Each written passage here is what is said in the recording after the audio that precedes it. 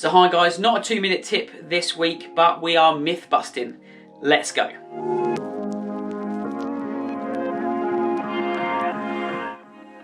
Okay, we've heard it up and down ranges and on the golf course. You've hit a bad shot, you must have lifted your head up or you didn't keep your head down. So we would have all heard that at some stage, but there isn't as much truth to those statements as there first seems. So we're talking about keeping your head down.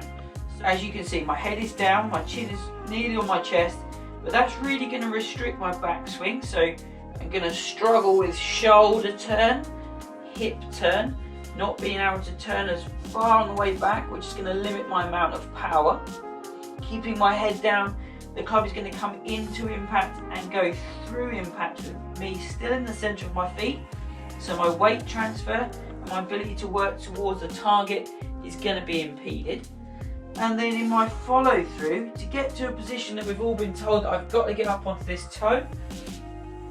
So to get to that position, I'm going to have to manipulate so many things. So power could be a problem. Definitely range of motion. The control of the club face, so where the ball's going to start and what curve it's going to have on it and what path that we're going to swing it on, can all be affected if we're in this very static position with your head fixed down towards the floor. So, is that helping your game or is it hindering it? Okay, the next one, you've lifted your head up. So as I swing through, I've hit a top.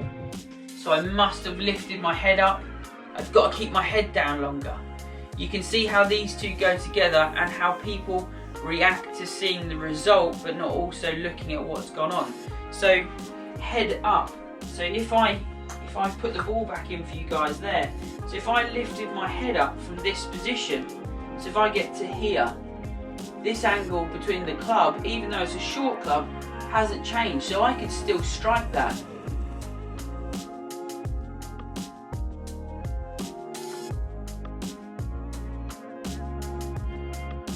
I can still strike it here, and I can still strike it here.